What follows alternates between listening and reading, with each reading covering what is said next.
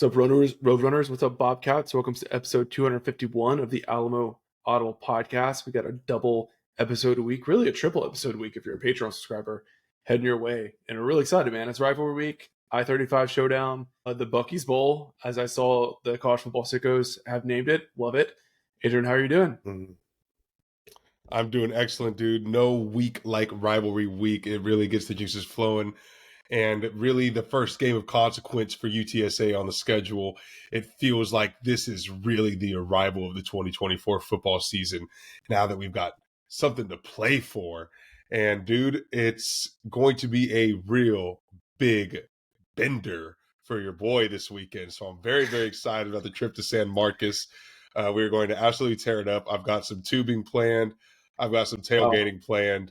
And we're going to do it big Hill Country boys trip weekend. So yeah, very, Awesome. very excited. Great to hear. Very excited for the rivalry this Hope year. the square treats you well, sir. I sure hope so too. It will treat me well if UTSA comes out there with a W. We can be victorious on the square. When we storm the town, we take the town.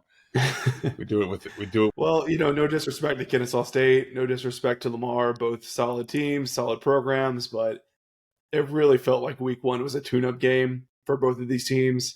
You look at all the penalties they committed, kind of the sloppiness that they showed, but also just the rotation that both teams had on both sides of the ball, right? Both teams were very clearly trying to get as many guys reps as they could, see what they've got, try to get their new transfers, kind of integrated into their system. And then, of course, Texas State went so bold as to pull their starting quarterback from the game at 15-0 score, which is a pretty wild move. So I think it's safe to say that everyone was looking ahead to week two for sure. A tune-up game is an understatement. I don't know how much tuning up actually occurred throughout those games for either team. 10 penalties for the Roadrunners, 16 penalties for the Bobcats, both at home in body bag games that they paid for the opponents to get the W. And, dude, it was not a pretty sight from either team. Actually, very, very nasty game. So now, I think fans are just glad that they got out of there with a W because it got too close to call for both teams on Saturday. And now we're saying, all right, football starts now. Now we're here.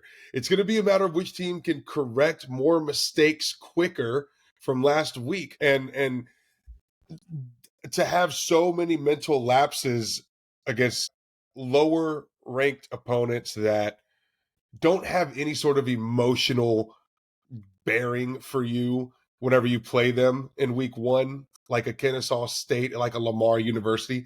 Now you have something to play for. Now emotions are flying high in what's a rivalry game and what has college football playoff implications on the line. How are these teams going to be mentally locked in and focused this week? Be able to keep it all together, dude. It's going to get chippy. It's going to get chippy, Jared. It's rivalry time. This is only the third time that this rivalry has been in San Marcos, in San Marvelous, Texas. Outlet City, I think that it's been coined now. Shout out to Whitaker. And, dude, it's probably the juiciest it's ever felt in the pregame hype, in the pregame buildup, ever before. I have never felt the rivalry game with this much intensity. And that's because college football playoff appearance is in jeopardy. If you lose this game, you're not going to the CFP. You're not one of the final 12 teams, right? I think that much is for certain. I think that has something to do with it. But I think more than anything, this is like the first year, probably since 2012. Or did they play first in 13? I think they first played in 11. 13. 13. 13 was first meeting? I could have sworn there's one in 12. It was 12. November 12. November 2012. Yeah. That's right. But probably since then, this is the first time that Texas State really felt like it was their game to lose from their perspective. Sure. On paper, right? It's easy to see where they're favored, right? They, return most of the team from last year. UTSA lost Frank Harris, the hoopla about that. So I think that's really motivated the Texas State fans, right, to really ramp up the trash talk this week because they feel confident, where I don't think they felt that confident, last year in 2020 either. They've never felt this confident ever, Jared. The team is good for the first time ever. Literally ever. Texas State is good for the first time ever. They began in 1904. It's taken 120 years to get here. By God, Texas State, you have arrived. Fantastic. Yeah. They're finally good. So people care. They're invested. Their fan base is invested. They care.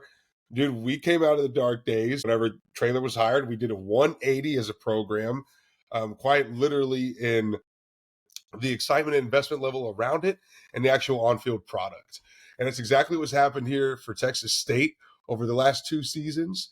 It's been scary and also a joy to watch. It's also good for UTSA versus Texas State because now there's actual consequence. I mean, real consequence and real actual bragging rights on the line in this game for sure. Because someone's going to go home extremely disappointed and have season altering implications after this game. So got to give it up for Texas State to really turn it around here. They are a team of consequence for the first time. Jared, it's scary. TJ Kinney has done a hell of a job in San Marcos. Yeah, I was pretty shocked watching their game against Lamar, and while they weren't playing great football for the most of it, like the level of athleticism, like I was thinking back to some of like Everett Withers teams and some of Spavital's teams. I'm like, these are not the same dudes. Like this is a whole different level. So much more speed, but also just strength, physicality, right? On the defensive side, for sure, it's a marked improvement. And you know they're not playing perfect football by any means, right? But they're not the same guys that we've seen from Texas State before. Just different ball game. Yeah, definitely so. So, Jared, where do you want to start here with these Bobcats?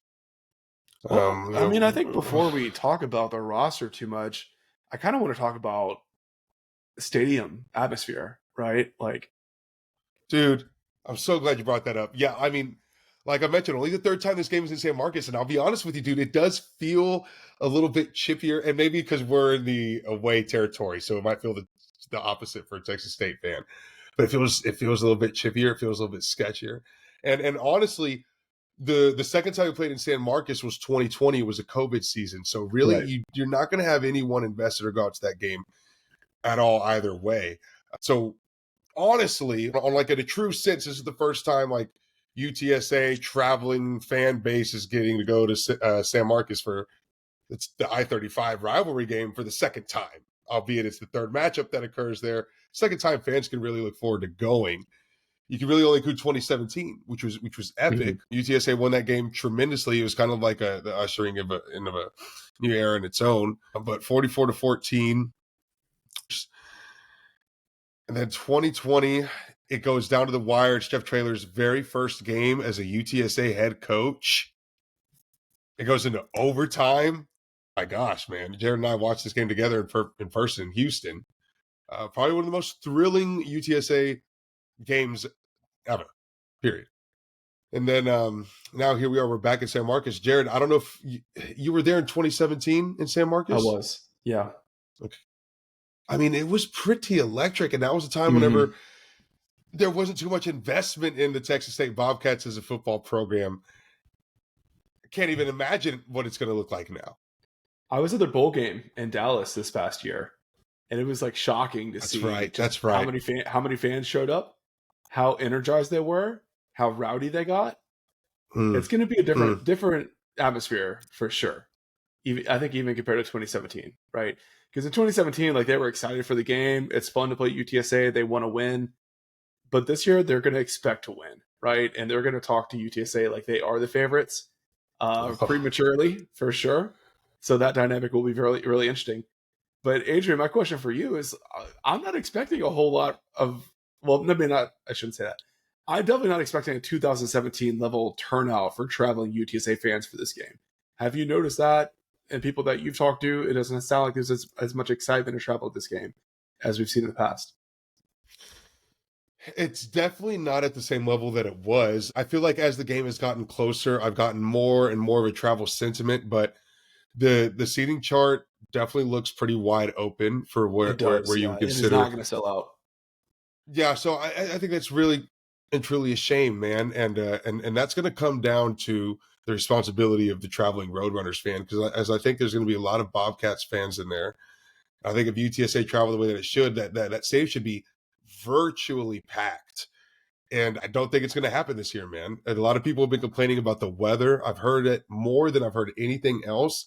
People don't want to go to a 3:00 kickoff on a Saturday in San Marcos, Texas, which to me sounds like amazing. It sounds like the most beautiful thing I could ever imagine. Like in the hill country on a Saturday afternoon in September, rather than down on the Gulf Coast in Houston, Texas, where it's just disgusting. Yeah, it sounds great to me. But it's inexcusable. Jared, the two campuses are 53 miles apart.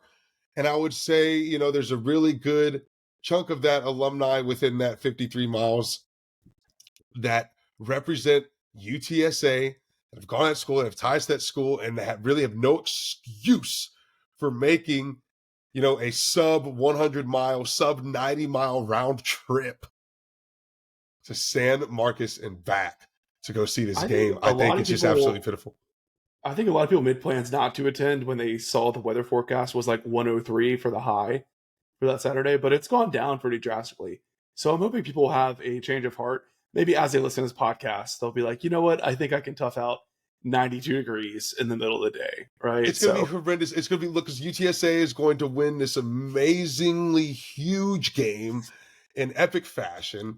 And these people are going to be 40 miles down the street, Jared, sitting in their living room, rather than being there with their Roadrunners. Some people might live closer to Bobcat Stadium than they do the Alamo Dome.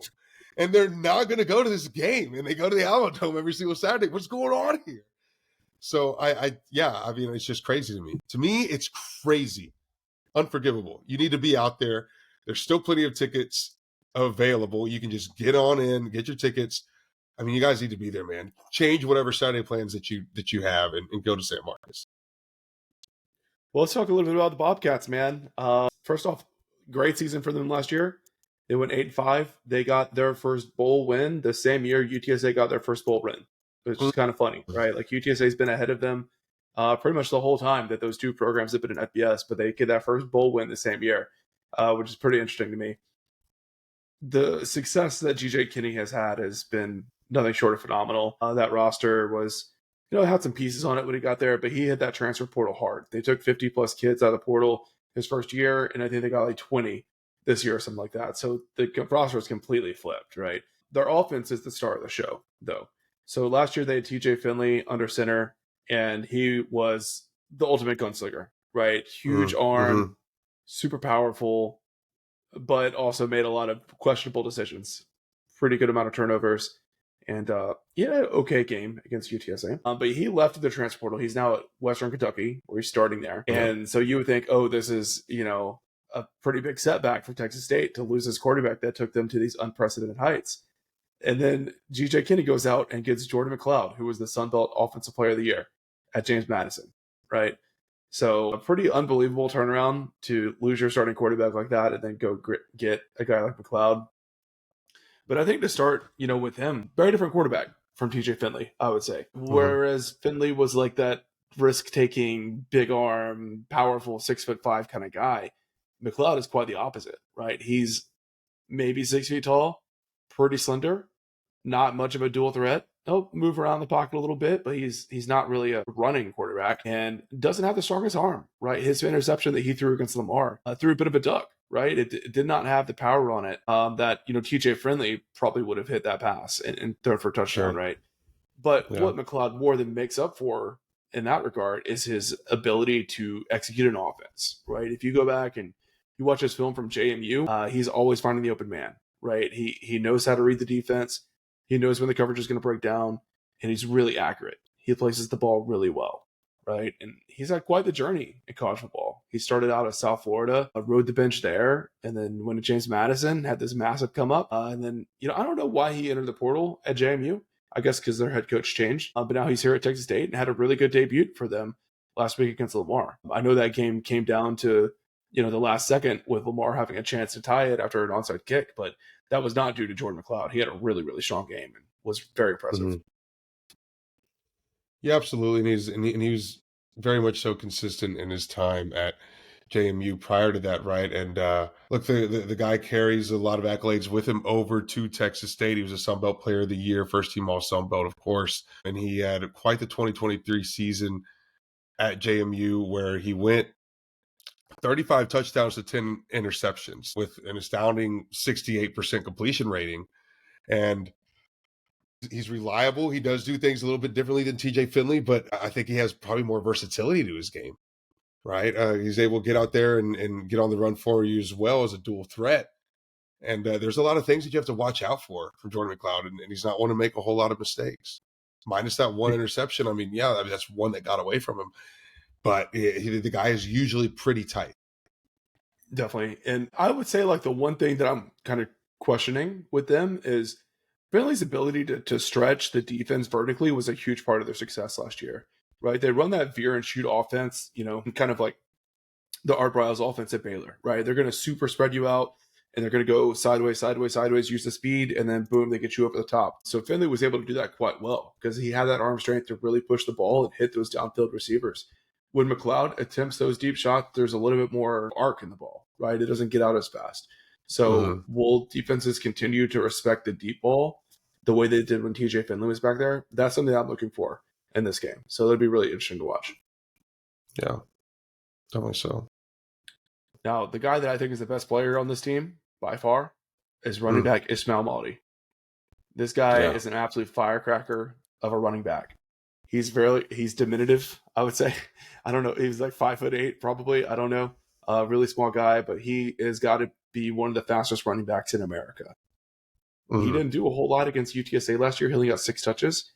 That's definitely going to change this year. He had like 25 carries against Lamar or something like that, which I do question. That's a lot of carries for a small guy, right? And UTSA's got a big thumping defense.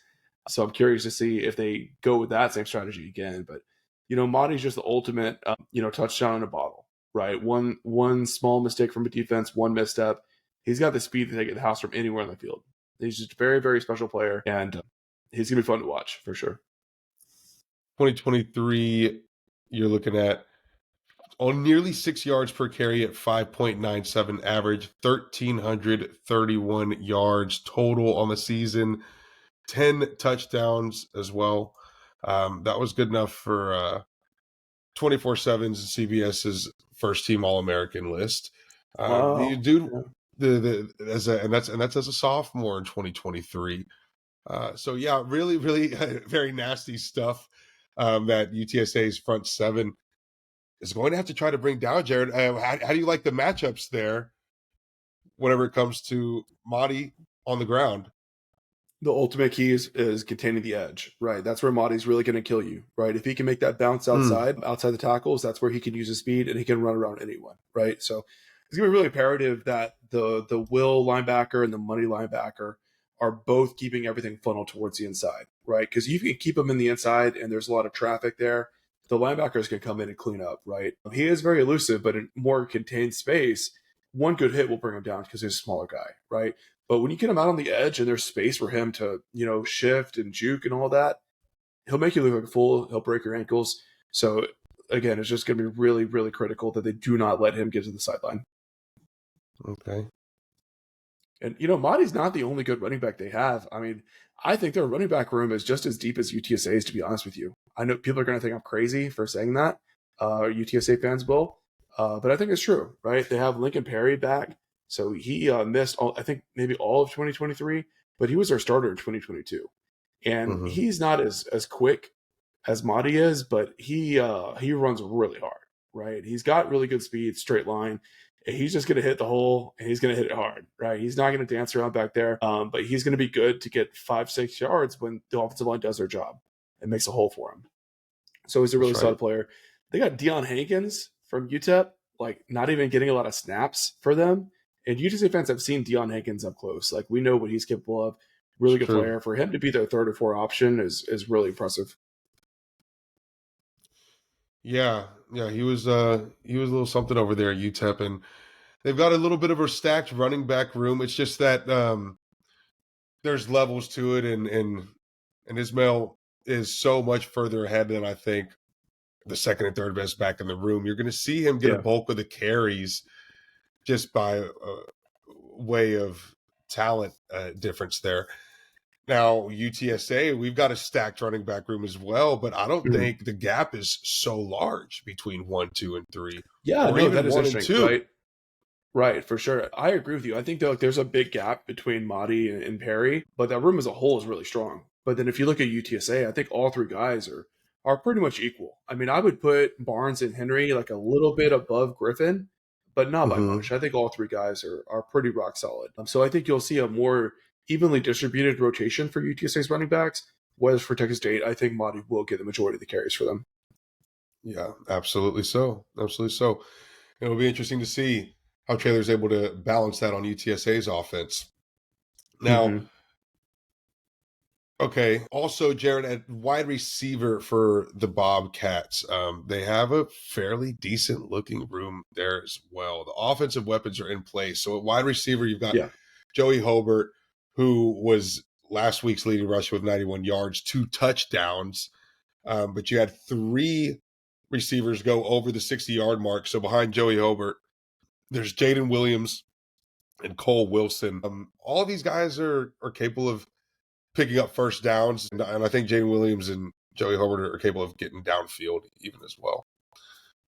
Yeah, definitely. Yeah, Joey Hobart, aka Joe Dirt, just an Joe absolute Dirt. filthy route runner. He plays without gloves on, which is really cool. I really respect that for him. But Mm-hmm. he has the ability to do some freaky stuff on the field, right? If you go back and watch that Lamar game, one of his touchdowns, he was like literally like 45% of his body was out of balance, and he was like balancing on his toe like a ballerina, and then tilted his body back in and ran into the end zone. I mean, it's insane. He also hurdled the Right. guy at full speed to get in the end zone as well. He had a crazy catch against UTSA last year. He's done a lot of those. He's a Sports Center walking highlight reel, right? I do feel like you will see periods where he does go quiet in their offense, and so you don't want to take your eye off him though, because then he just explodes in the fourth quarter, right? So he's a really good player, probably their best overall receiver, in my opinion.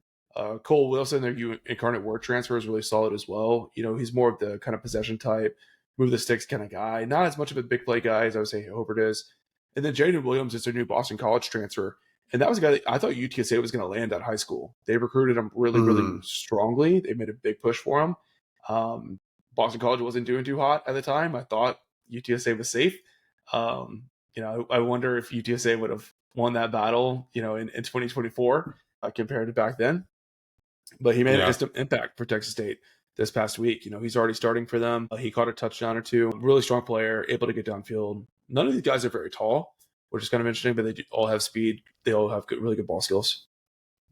Yeah, definitely so. It looks like the offensive output is there in terms of the skill positions. They're really, really tight on offense, despite bringing in a transfer quarterback, brand new starter, and leading the helm for him. Jared, if people are listening that also subscribe to Patreon, they can hear our one-on-one interview with Kev Chardello, who is the probably number one inside man on the beat for the Texas State football Bobcats.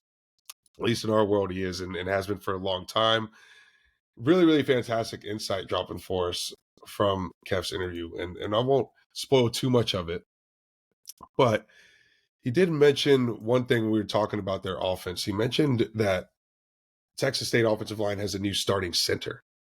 And he saw some misfires or less than stellar execution or communication between him and the quarterback in week 1 against Lamar. Yeah, we saw that from Kennesaw last week as well. They had a new center. I didn't find out until after the game that he was a true freshman. And he had a couple snaps that were a little high, a little low, and it set the timing off and allowed UTSA to get tackles for loss. So, yeah, new center for Texas State, big rivalry game. We'll see how they do. That's a pretty good offensive line overall, though. I mean, they're really, really big. I can vividly remember looking at a Texas State depth chart in like 2018. I'm like, what the hell are they doing over there? They've got like 265-pound offensive tackles, and now like they're as big as UTSA's offensive line is, right? They got a lot of veteran guys that have played a lot of snaps. They do have some movement on that line compared to last year. Their best lineman is Nash Jones. So he went down against UTSA last year, but he's a tremendous player for them. And he was their starting left tackle for a while. They actually moved him to guard. So that'll be interesting to see. And I feel like they feel good about their tackles if they're willing to move Jones into the interior. Just kind of like how Vinley Tatafu moved into guard from tackle for UTSA because they finally felt comfortable with that transfer talent they were able to get in at UTSA. So, yeah, good offensive line for sure. It'll be a great battle with UTSA's defensive front. I think both sides are going to get the best of each other throughout this game. We'll see how they hold up. The new starting center is Chase Todd. who's really only seen most of his time at the guard position for Texas State. He also moved a lot whenever he was at U of H prior to coming to Texas State. So he's been a little bit of a journeyman. We'll see if UTSA can take advantage of maybe an early relationship there between a loud, ruckusy crowd and try to give them some pain, some growing pains in the backfield. Is there anything else, Jared, on the offense that you want to hit on before we move to defense? I mean, we didn't really talk about their tight ends much. They don't make a lot of use of their tight ends. They do use tight ends a bit, but they're not a huge focal point of their offense, I don't think. Connor Fox is their starter. He's a San Antonio kid. A guy that I feel like they could get more out of, right? If they targeted him more, he is pretty athletic. I wanted him to come to UTSA. I don't think they really went after him, but he's a solid player for them. I mean, not like a shutdown blocker, not a big threat in the passing game, but he's a solid tight end. But they will have tight ends out there. Just they're trying to get the ball to the big three out there, the receiver position, and let Monty do his thing. Cool. So before we jump in to talk about the defense a little bit, I do want to give a couple quick Patreon shout-outs. And also, like Adrian said, we got a great bonus episode for you guys this week, having Kef on. Just a wealth of information about Texas State. So it was cool to get his insight. Thanks, Kef, again, for taking the time out of your busy week. We do have a new subscriber as well. Shout out Daniel Trevino for joining us on Patreon. And of course, thank you to all of our Board of Trustees members. You guys have your Patreon gifts on the way. I know it's probably frustrating to see everyone else get theirs first, but trust us, it's worth the wait. You should start seeing it next week, so hang tight. Thank you to DigiTeek, John Otwell, Gary and Ruben representing the UTSA Burger King Tailgate, Ray Redding and Mimi Apparel, Brandon Grill and the Grill Realty Group, Andy Elizade at Proficient Benefit Solutions, Ian McClendon and Secret LLC, Ryan Squares, Waterman Construction, Javon Townsend, President of the DFW chapter of the UTSA Alumni Association, UTSA Annual Giving, Artisan Vapor and CBD, and Wayne Gonzalez and the Runners Rising Project. So we'll leave you guys with a quick Kumi break, and we'll come back and talk about this Bobcats defense and give our predictions for the big showdown this Saturday as well.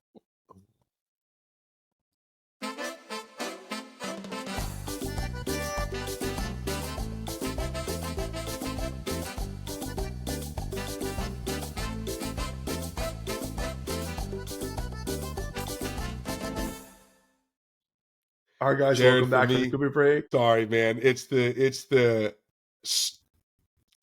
monumental storylines that make up this game. I don't think are being talked about enough. I'm laughing that you cut me off right when we just got a comment on YouTube saying that Adrian's cutting me off all the time, and then there you go. You don't learn your lesson, man. It happens, and I feel like we were talking during the Kumi break while we weren't recording. We were just shooting the breeze by the game, and Adrian's like, "We were missing some key points here. We got to go right into it. Fire away." Look, we talk about it's the very first rivalry game of consequence, but we haven't really expanded or elaborated on why that is. Like, yes, it's the Traylor and Kenny story. Yes, both teams have turned around or turned a corner in recent years. UTSA just ahead of Texas State. But Jared, more importantly than I think both of those things, this is the first game that actually matters in the series, and more so for Texas State's sake. This is their first game of importance, maybe ever, at least during the J.G. Kinney construction. Outside of a bowl game, you didn't really have any regular season games that had any sort of monumental consequence on it or bearing on it. That's actually finally here for the Texas State Bobcats. And I think it probably way predates G.J. Kinney's time at Texas State, since they've had a regular season September game that mattered, that really, really mattered for them. Yeah, it's also the first time they've played with real expectations on their shoulders as well, right? That's something that we saw at UTSA. They had that solid 2020 season, but those expectations kind of weighed on them a little bit. And, I've heard G.J. Kinney say this in his own interviews, right? Like, it was really easy to go on the road at Baylor where you're a 28-point underdog and you can run whatever the hell you want, right? You have that freedom, right? Where people are not expecting things of you. You can play loose, you can play free, you can coach how your gut tells you to. But when the expectation is like, oh, you're favored against UTSA, it's time to finally get our first win against the Roadrunners, it kind of creeps into your head a little bit, I think, both for players and coaches. Texas State has a really, really young coaching staff as well. They're super inexperienced. they brought in some like veteran coaches as analysts to try to help their really young coordinators and assistant coaches, right? To kind of, I think, deal with that side of it, right? Dealing with those expectations for the first time. So I think that is a big reason why I'm still feeling good about UTSA in this game for sure. It really is a parallel, an exact parallel where UTSA was just a couple of years prior. And Right. you're seeing them go through all the same growing pains. But Jared, you said something about Roadrunners fans being upset after winning by 12 points. That is actually somewhat of a good thing. And I heard echoes of the exact same from the Texas State fan base, that they were extremely upset with only winning by one possession over Lamar University last week. And Mm-hmm. so Texas State fans, I don't think, get too upset if they blow that game, even just last season, because like you say, while you're trying to come up and prove yourself, you haven't really earned the ability to have confidence. Even subconsciously, you can't really be confident in your team. We felt like that as Roadrunners fans when Jeff first took over. This team was just so bad the year prior and 2 years prior, right?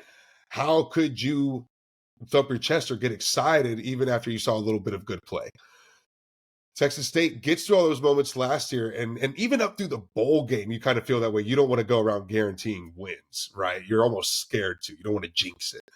So they finally get the bowl win, and now here they are the following season. They can actually talk that talk for the first time and feel like it's backed, feel like they have the confidence in their team to win a game over the Roadrunners. And yeah, dude, you're seeing that come through. You're seeing that shine in the most incredible ways from Bobcat, from Texas State fan, and I'll echo also from UTSA fan, because there is a tinge of doubt. There is a tinge of dent of doubt amongst the Roadrunners contingency, and it's happening. I see it. I think we all see it. This is something that's real, man. It's something that's real, and it only happens against opponents that are going to serve some sort of rivalry stake with you. And that's what's beautiful about it. Cool. Let's start breaking that Bobcats defense a little bit. I think first off the bat, they're one of the most aggressive defenses I've ever seen. I mean, they are feast or famine, right? They are going to blitz, they're going to blitz, they're going to blitz, they're going to get in your face. They're going to play with absolute reckless abandon, right? Their effort is fantastic, right? They give great pursuit. They have great energy on defense. But when you play like that, it does introduce risk, right? It introduces risk that guys can get penalties, as we saw last week. Also introduces risk that the offense can find a completely uncovered receiver, right? We've seen that from them as well, right? When you're sending that many guys on the blitz and you're playing with your ears pinned back like that, there's going to be opportunities for the offense to find some easy stuff if they can stay cool, calm, and collected with their quarterback, in the pocket. So UTSA struggled with it last year, right? It was very frustrating watching them try to run the ball, and Texas State was just run blitzing, and they were filling out every hole, and UTSA just couldn't deal with it, right? It was really hard to watch, right? So I'm curious to see if the strategy changes this year at all, because I really felt like they were like force feeding the ball into the running back's hands last year. But I think as we saw from Kennesaw State, I think UTSA is more comfortable with spreading the ball out to the edge than I think I would have anticipated coming to the season. I think they're more comfortable with Owen making those decisions than I would have guessed 2 weeks ago. Yeah, well, it's really scary, though, Jared. Last week we struggled with a heavy blitzing Kennesaw State team, did we not? And Traylor in his post-game presser talking about we can't turn the Mike or the Sam linebacker loose. You can't let those guys run scot-free. This is a Texas State team that had 7 sacks against Lamar in week 1.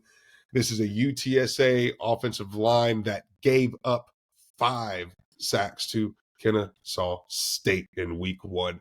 This might be the scariest part of this matchup, I think. Well, I think there's 2 ways to look at it. There's the scary side of like UTSA struggled against this last week, but then there's the optimistic side of UTSA got a perfect look to prepare them for week 2 from Kennesaw State's defense, right? Because Kennesaw plays the same way on defense, right? They're super aggressive and they blitz a lot. But I think Kennesaw State's more fundamentally sound than Texas State is. They're not as athletic. Texas State is better athletes for sure, but like Kennesaw State hardly had any missed tackles last week. I don't think you'll be able to say the same thing about Texas State. That is quite the soundbite right there. I hope somebody pulls that audio. Dude, I think, yeah, as far as this particular matchup goes, if UTSA can make the necessary adjustments, it could open up a man well downfield for him on a consistent basis. It could help with the run game on a consistent basis. Yeah, it doesn't have to be downfield either, right? There's going to be a lot of opportunities to hit DJ Allen on the bubble screen, Sick, yeah. Take to four, hit sick, yeah. hit David Amador on the end route, right? Those screenplays, a lot of those things are going to come pretty wide open, right? You may be in a situation where Texas State has two guys that are able to defend trips because they're blitzing off the edge, and then you get one block, and that's probably a touchdown, right? So finding those mismatches and getting the ball out quickly, it's going to be the key to victory for Owen McCown. Yeah, that's definitely right. And quickly, I think, is going to be a part of the equation, and we're confident in Owen showing his ability to be able to get it out quickly and make a quick decision, make a quick read. The holes are going to be there. I still do think that Owen and the wide receivers are going to be able to take a lot of advantage here because I think there's some question marks for Texas State as far as their coverage goes, their secondary, their defensive backs. And UTSA has got a lot of talent at their wide receiver position. And so if we can get the mismatch, we should be able to run free just on the talent differential. I think they have some talent back there, but they're not maybe as well coached as they could be. I don't know. Like Josh Eden, I think is a really, really good player. He came from Oklahoma. He's 6'2". He's got plenty of speed. So they've got some players back there, but they seem to have like miscommunication issues. And I think some of that too is just the nature of their defense. Right? We saw that early on in Just Lep era for the UTC defense. Like they were blitzing a ton, and it was leaving safeties and corners on islands, and it's tough, right? I mean, you're going against a guy that's got Division One speed, and you have to leave some cushion, and he's quick enough to make a move, and it makes you look really bad. And maybe you're not a bad player. So I think it's just kind of the nature of when you play with that much aggression. You're not going to have as much safety help over the top. You're not going to be able to play like press man coverage as much and stuff like that. So yeah, we'll see. I do like the quarterback Jordan Polk as well. He's solid. Chris Mills from Converse, he's a San Antonio kid. He played for them last year. He's still the starter this year. He struggled a little bit from what I've seen, but they have a UTEP transfer, Trez Moore, that I think is probably going to push to start pretty quickly. I think he'll probably play a lot against UTSA this week. Okay. While the secondary maybe leaves a little bit to be desired if you're Texas State, their front seven's pretty good, especially on the edge and on the defensive line. First guy you got to talk about there is Ben Bell. He's definitely the best player on the defense. Louisiana Tech transfer. Kind of a unique guy, right? He's on the shorter side for an edge player. He does not have the length that you would expect from like a pass rushing linebacker. But he's super strong. He's really quick, and he's really able to bend down underneath the blocks, right? Like he's on the shorter side, but he's incredibly flexible as well. Insane motor. His motor totally reminds me of Josiah Taufa, right? Just always on the go. He's never out of play. Like even when he makes the wrong read or he gets blocked really well or something like that, so many times he gets off of that block or gets out of that situation and ends up making the tackle. So he's the player that UTSA has got to identify pre-snap every time. They have to have a plan to block him. You want to get as much help as you can from your running backs, from your tight ends, because that guy will win one-on-ones against any player on UTSA's offensive line. Oh, wow. He had 10 sacks last year, 16 tackles for loss, and he tore up UTSA last year as well.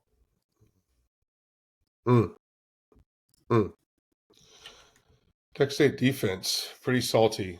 Looking pretty salty so far. I don't know. I'm not impressed with their defense, Adrian. They have high potential. They can make a bad offense look really, really bad, right? Because their blitzing strategy. But they're only 4 games removed from giving up 77 points to a very mediocre Arkansas State team. It's not a good defense overall. I really like how you bring up the comparison with the offense. With the defense that our offense saw Kennesaw State run last week, and that being a key in UTSA's prep for this week against Texas State. I could see that they have some success in the pass rush, and so I think that's probably really where any sort of concern should lie for the offense versus defensive matchup. But you sound like you're pretty confident in us being able to combat their front seven pretty well. Secondary, yeah, it looks like they've got some question marks. Yep. Yeah, I mean that defense run that they're going to get theirs, right? They're going to have 3 to 5 sacks for sure. But I think UTSA is going to be able to generate some really big explosive plays. I mean, Lamar was able to do it a ton in the fourth quarter against Texas State last week, and like we know what the talent difference is between UTSA and Lamar, right? There's not a guy on Lamar's roster that would have saw a snap for UTSA last week, right? That's just the fact of the matter. So, I think Devin McEwen's going to have a big game. I think Willie McCoy could have a big game, because all those guys have so much speed. They're going to have a lot of open space. And I do trust Owen, his ability to make the reads, to get the ball out quickly, and hopefully not put the offensive line in position where they're having to hold up against the blitz for an extended period of time. Definitely so. I've got a lot of faith in Owen, man. I've got a lot of stock in Owen. And I think he's a baller. Well, I think what should be kind of maybe concerning is the Trailer versus Kenny battle and sort of that how mental thing plays out. Are they going to be trying to one up each other? Are they going to be trying to get under each other? Is the chess going to go too far?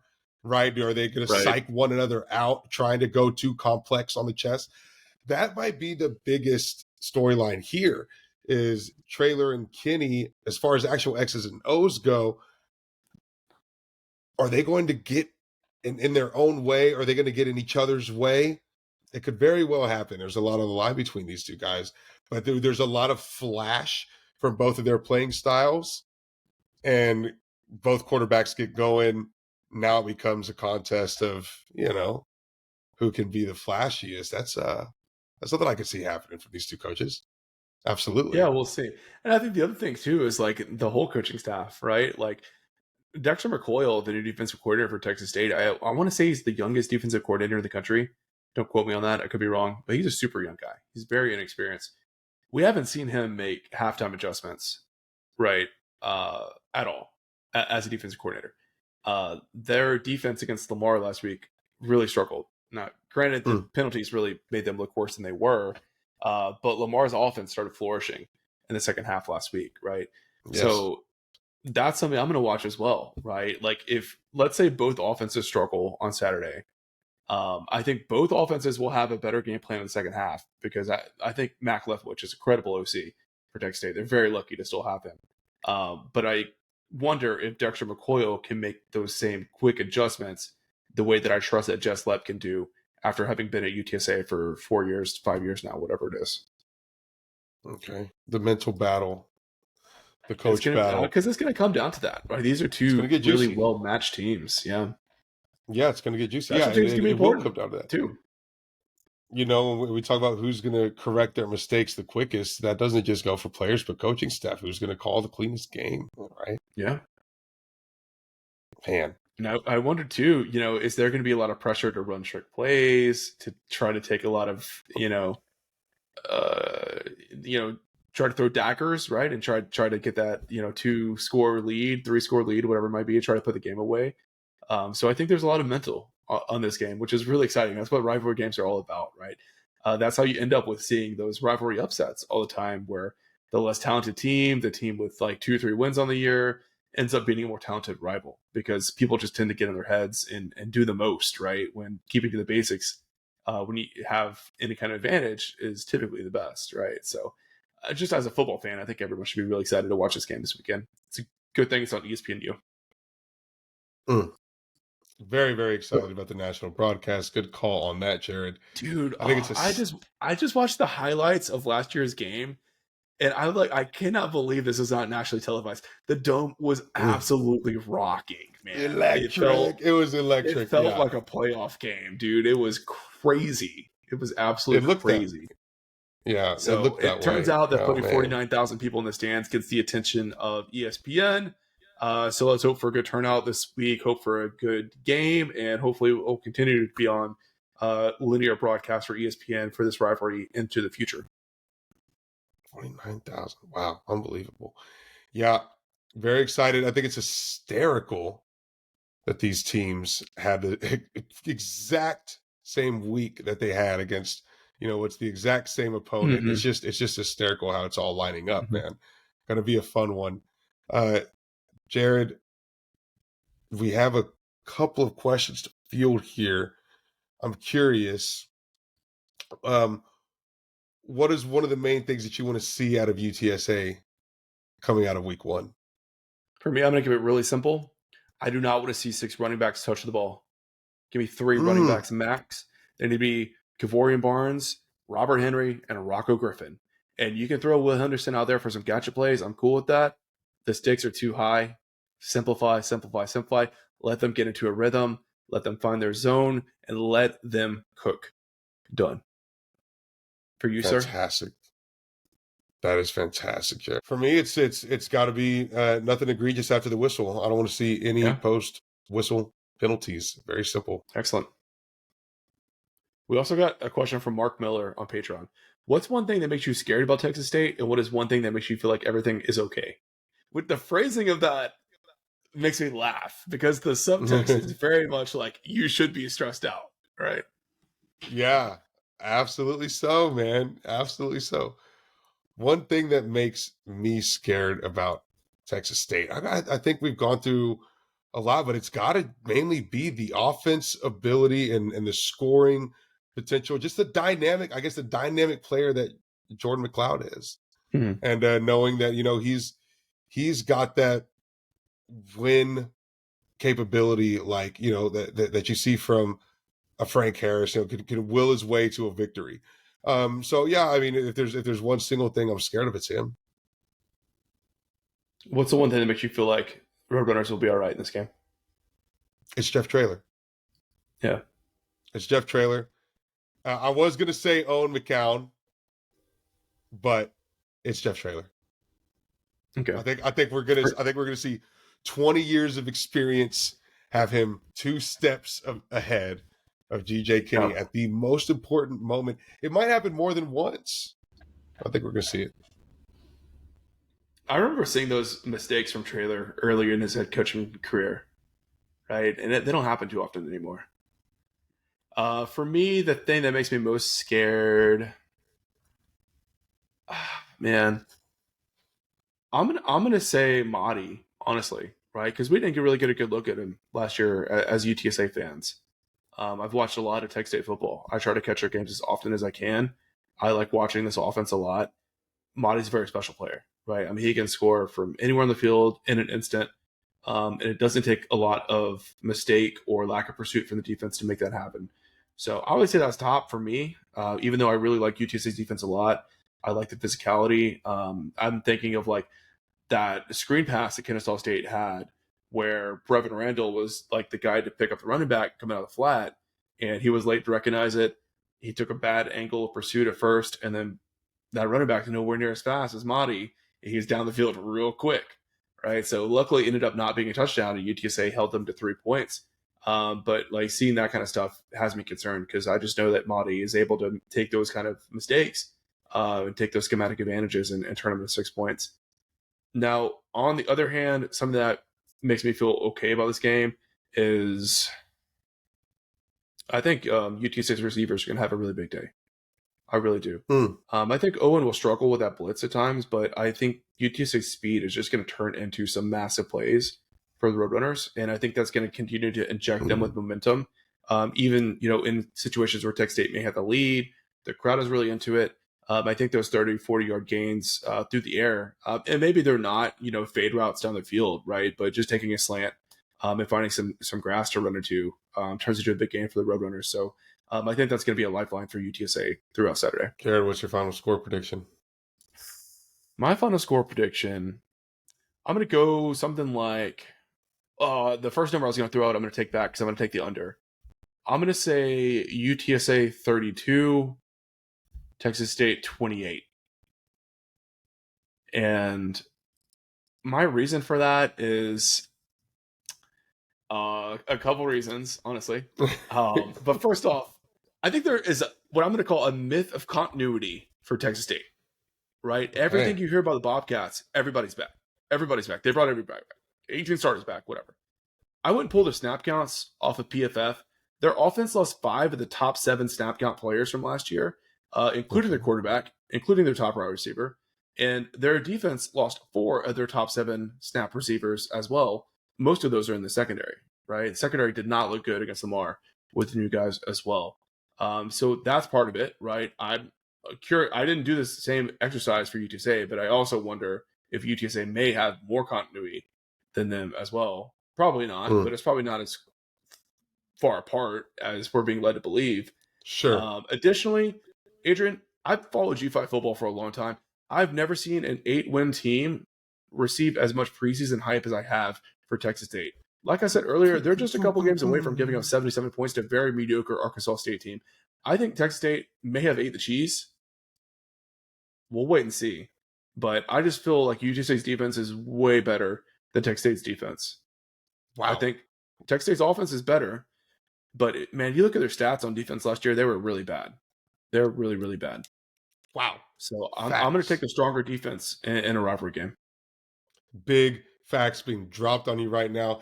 It is crazy, Jared. When you say it like that, 8 wins is crazy. It's they were not a fun even story. They're a good team. I'm not disrespecting Texas State at all. They're a good team, right? But I worry that they got too much hype pumped to their head too quick. They caught Baylor slipping. Great job. They lost to Troy. Right? They beat South Alabama. That was going. The coach was out the door for that game as well. He took a new job, like a week or two after. So I think it's just a little premature for Texas State, right? And I think that they're going to come in. They're going to struggle with those expectations. I also think the line that Vegas sent is like a trap line, right? Like I still expected UTSA to be favored in this game. And then they have that line where Texas State's only favored because they're at home, because you get like 3 points at home or whatever. Right. So it's like Texas State -1. So that means on a neutral field, UTSA would be a 2-point favorite, right? So all those kind of add up for me. I also think UTSA played better last week against a better opponent than Texas State played against Lamar. 8 wins is crazy. To be as highly touted as they are after only 8 wins is crazy. I love what you bring up about the myth of continuity. They did lose a whole lot. And I'll be 8 wins is not impressive, but 5-1 at home was. But they didn't really beat anybody. Their real only game of consequence at home was against Troy. That's a game that they lost. So yeah, I think UTSA is still, in a class above Texas State. I'll agree with you there, Jared. I actually had a very, very similar score position until you went on your rant, which, by the way, Jared going off for rivalry week, not Adrian. That's how you know it's real. You don't get it often. Jared, after your rant, I want to increase my score prediction. I think it's going to be bigger and better. I had it very close to yours, but I don't think I could do that anymore. I think you just set me off. I think you got me on the other side of the ledge, dude. Jared is working miracles here, folks. It's unbelievable. Give me UTSA 38, Texas State 31. It's a 1-possession game. It's a close one. But what does get a little bit of barn burner-esque at the end after, maybe a quick start and then a pretty big lull. It's going to get going again. I think we're going to see a lot of action here. We're going to see a lot of chess. It's going to start a little bit sloppy, man. I think there's still a lot of sloppiness that needs to get out of both teams. And so with that is going to come big plays for the other, right? I think you're going to see turnovers early in this game. I think you're going to see a couple big plays early, and then I think you're going to see teams start to settle in, and we really start to see the battle ensue there going into the second half. And there's a lot of talent to go around here. UTSA and Texas State are both going to do, I think, some impressive things through the air. So I think there's a lot to watch. I think there's going to be a lot of fun on Saturday. A hell of a lot of fun. The funnest this rivalry series has been. I really hope UTSA fans are getting out to Texas State to see this game. If you're on the fence, go ahead and pull the trigger. It's going to be a big win for your Roadrunners to make it 6-0 in the rivalry series. It's be a great damn game. Great damn game. I'm so excited. Could you imagine going back to 2012 and, telling fans that these two teams are going to meet on an ESPNU broadcast, and the winner was going to be like one of the front runners to compete in the college football playoffs? and that there is college football playoff. It's great, man. It's great time to be a fan of both of these programs, and I'm so stoked. Let's do it, man. It's Roadrunner time. Take over. 6-0 in the Rivalry Series. It is now first game of consequence on UTSA's schedule, week 2, San Marcos. Let's do it. All right, guys. Well, we're going to go sign off with some additional Patreon shoutouts as well. So thank you to our big money donors, Ben Tovar, the Bunch family, Zach Quinta, the San Antonio Podcast Network, Alejandro Benavides, Dan Nerdall, host of Around the Birdbath, Jacob Passos, board president for the UTSA Alumni Association, John Nally, Rick Cortez of Rowdy Road Grillers, Sumner McDaniel, UTSA King Bowser, and lastly, Home Field Apparel, where you can use the discount code UTSA Once Home Field to get 15% off your first order. So that'll wrap it up for us here. We'll see you guys back next week, and hope to see you all in San Marcos. Take care.